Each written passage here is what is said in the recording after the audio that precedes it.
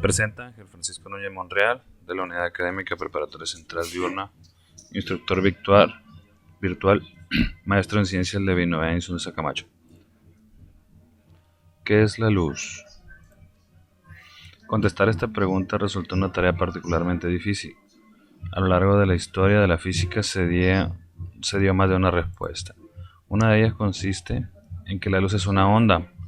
Posteriormente se precisó que dicha onda es electromagnética. Por lo tanto, iniciamos el estudio de la luz mediante el análisis de las ondas. Las preguntas claves: ¿qué son las ondas y cuál es la importancia que tienen en el mundo que nos rodea? ¿Cuáles son algunos de los tipos más comunes? ¿Qué magnitudes las caracterizan? ¿Cuáles son los fenómenos que las identifican?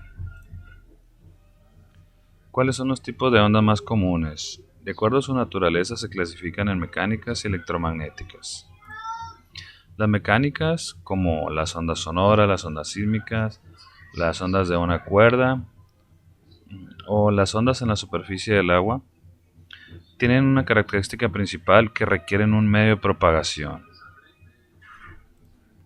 Por otro lado, las electromagnéticas, como las ondas luminosas, las ondas de radio, las de televisión, son propagaciones de campos eléctricos y magnéticos, los cuales pueden propagarse en el vacío, es decir, no necesitan forzosamente un medio para propagarse.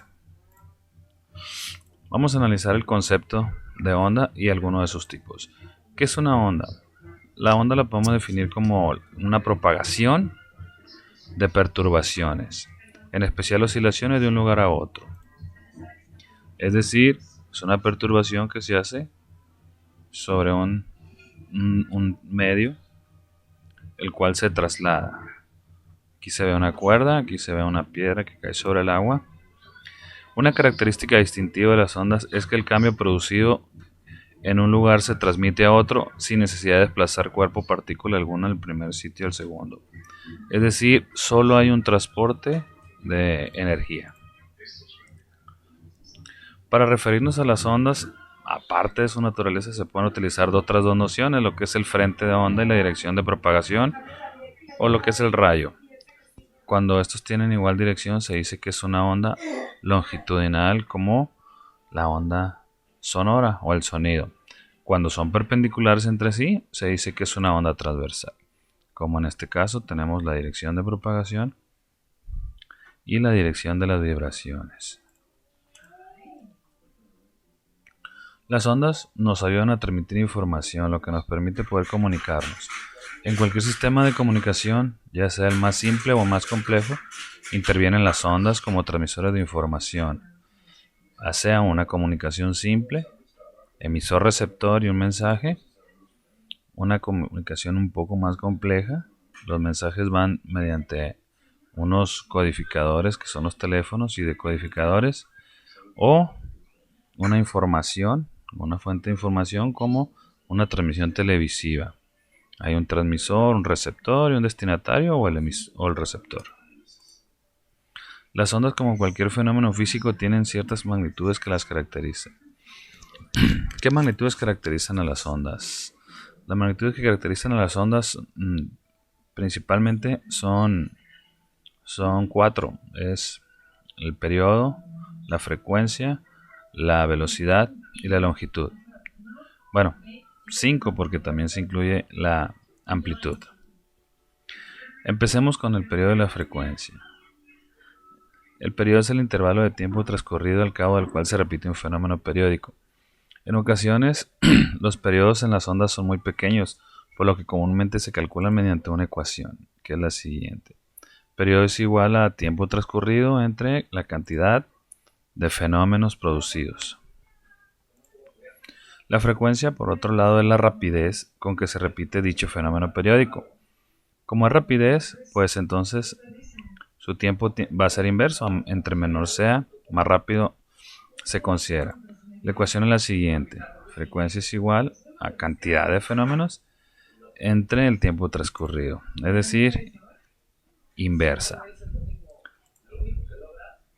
La unidad de la frecuencia es 1 por segundo, también conocido como hertz. Velocidad de la onda. La velocidad de la onda depende de su naturaleza y de las características del medio en que se propaga. Aquí tenemos un cuadro, la tabla 1.1, donde podemos observar el tipo de onda y el medio en que se propaga y la velocidad aproximada. Podemos notar aquí que las ondas sonoras, por ejemplo, entre los medios más densos, como del aire al agua, al acero o una onda sísmica, pues su velocidad va aumentando. En el caso de la onda luminosa en el vidrio, 200.000 kilómetros por segundo, y una onda de radio en el vacío y una onda luminosa en el vacío, pues tienen exactamente la misma velocidad. Comparado con las ondas electromagnéticas, las ondas mecánicas pues son muy lentas. La velocidad de la onda también puede depender de la frecuencia, como en el caso de la descomposición de la luz en un espectro de colores o la dispersión cromática. La frecuencia más alta lo tiene el violeta y la más pequeña el rojo. Por lo tanto, la desviación en la refracción es levemente mayor entre mayor sea su velocidad. Longitud de la onda. Si bien el periodo es un intervalo de tiempo que transcurre desde que se genera una onda hasta que se genera la siguiente, la distancia que ésta recorre en ese periodo se denomina longitud de onda y se representa comúnmente con la letra griega lambda. Tenemos aquí un ejemplo. Este es un generador de ondas en agua. La longitud. Como es una onda periódica, entonces las longitudes pues son prácticamente las mismas. Ok, la velocidad es distancia entre tiempo. En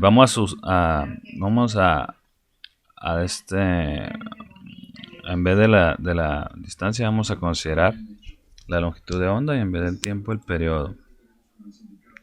Como el periodo es inversa a la frecuencia y por ende la frecuencia es la inversa del periodo, entonces tenemos la siguiente ecuación para las magnitudes de las ondas. Velocidad de la onda es igual a longitud de onda multiplicado por la frecuencia de la onda.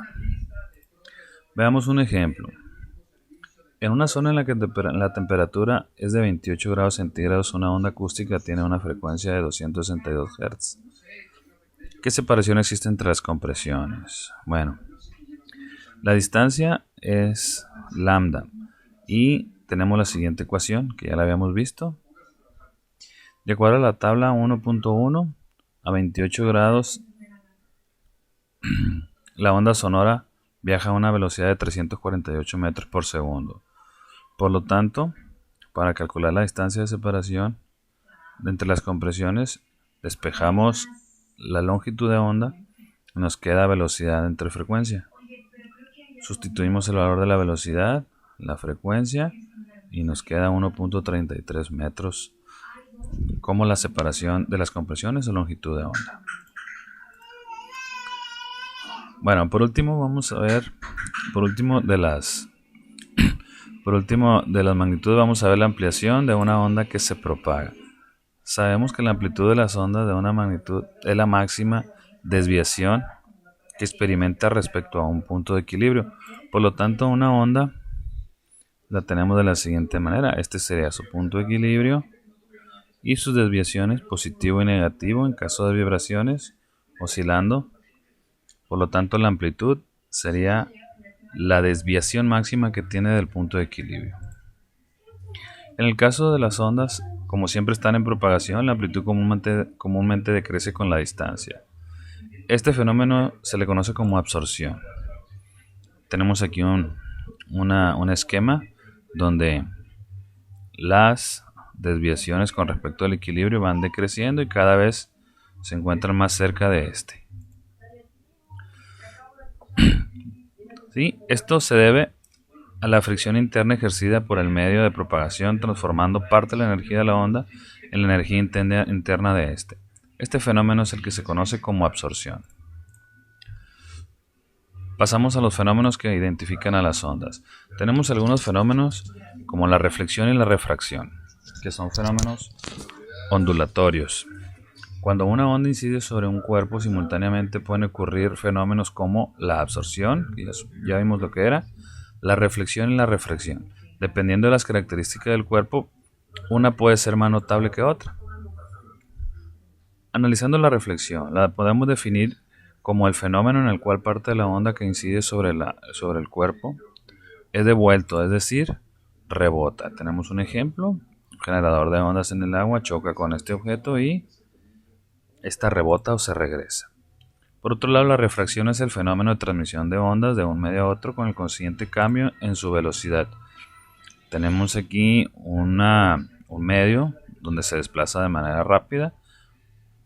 Tenemos un medio donde se desplaza lento. Al cambiar de un medio a otro, este varía su velocidad y, a menos de que sea completamente perpendicular a la superficie de separación, también hay un cambio en su dirección. El siguiente fenómeno es la difracción. La difracción es la desviación de las ondas al pasar por una abertura o el borde de un obstáculo. Tenemos aquí ondas de frente recto, llegan a esta pequeña abertura y cambian su frente de onda y también su dirección de propagación. En este caso sería en todas direcciones. Además, como su frecuencia es baja comparada con las ondas electromagnéticas, pues prácticamente bordea completamente el objeto y puede escucharse del otro lado. Interferencia. La interferencia es la combinación de dos o más ondas en un mismo punto. Las ondas no chocan, sino que se interfieren. Aquí vemos un patrón de interferencias con dos generadores de onda, los cuales se van cruzando entre sí y forman los dos tipos de interferencias.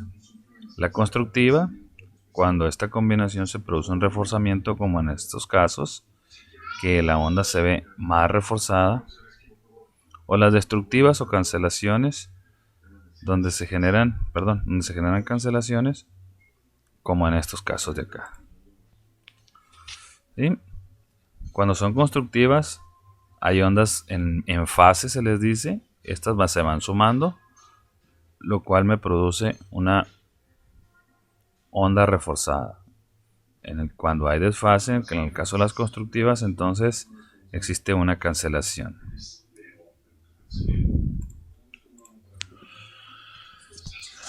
Por último, vamos a pasar a ver el efecto Doppler. El efecto Doppler es muy importante en el estudio de las ondas. Bueno, empecemos. La frecuencia de las ondas depende del emisor de oscilaciones y no del medio donde se propaga. Por lo tanto, tampoco de la velocidad. Entonces, la frecuencia depende del emisor de las oscilaciones, no de la velocidad. Si una fuente emite 10 oscilaciones en un segundo, al cabo de cierto tiempo en otra parte se recibirán las mismas 10 oscilaciones en un segundo. Como aquí tenemos un foco fijo o emisor, genera una frecuencia determinada y el observador, si está fijo, va a tener la misma frecuencia. Pero cuando el emisor o el receptor se encuentra en movimiento respecto al medio, entonces la frecuencia registrada difiere de la frecuencia emitida. En este caso, pues el que se mueve es el observador, acercándose o alejándose, va a tener una frecuencia distinta recibida. A este fenómeno, el fenómeno del movimiento de la fuente o del receptor, se le conoce como efecto Doppler y fue descubierto por Christian Doppler en 1842. Partiendo de la longitud de la onda podemos deducir la ecuación cuando el emisor y el receptor se acercan. Tenemos un emisor de ondas, un receptor. Aquí hay una longitud del emisor y hay una longitud del receptor. La longitud del receptor va a ser igual a la longitud del emisor menos la velocidad del emisor por el periodo, donde la velocidad del emisor por el periodo vendría siendo la distancia que se puede acercar el emisor al receptor en ese periodo. Como la velocidad es la misma, la velocidad de la onda es la misma, pero la longitud al acercarse disminuye, entonces la frecuencia registrada la podemos determinar como frecuencia del receptor o recibida es igual a la velocidad de la onda entre la longitud del receptor. Si a la ecuación de la longitud de onda la dividimos entre la velocidad de la onda, entonces tenemos la siguiente. Sabemos nosotros que entonces esto es inverso a esto, por lo tanto tenemos las inversas de la frecuencia del receptor igual a la inversa de la frecuencia del emisor menos la velocidad del emisor entre la velocidad de la onda por el periodo que vendría siendo la frecuencia del emisor. Resolvemos la factorización, resta de fracciones y reacomodamos. Tenemos una ecuación de la frecuencia registrada en función de la velocidad de acercamiento, que es esta. Esto pues es precisamente cuando el emisor y el receptor se acercan, pero cuando se alejan entonces tenemos aquí un signo más. El efecto Doppler ha sido muy utilizado en astronomía, considerando las estrellas como emisores de la luz en movimiento.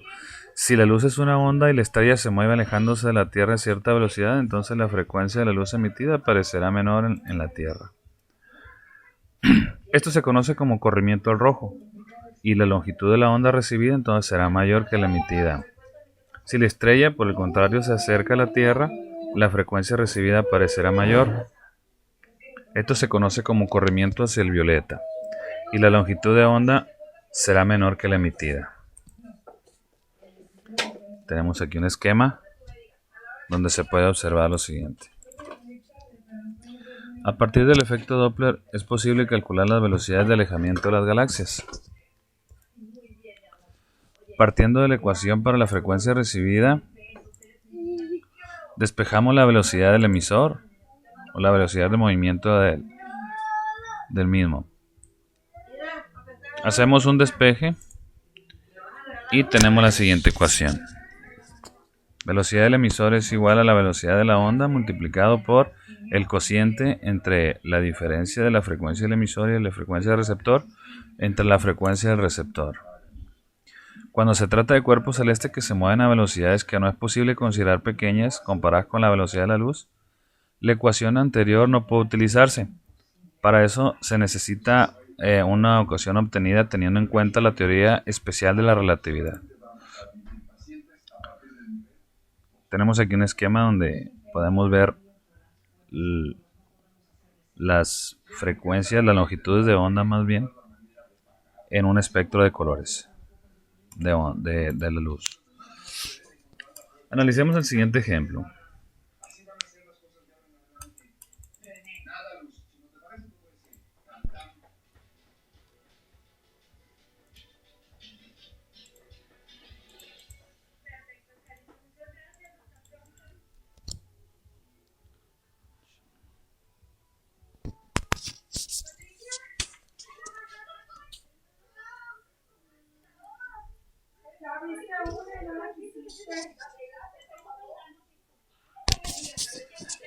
Por fin. En el espectro de absorción de la galaxia Virgo se observa que la radiación de frecuencia 7.62 por 10 a la 14 Hz correspondiente al calcio aparece desplazada hacia el rojo, es decir, se aleja.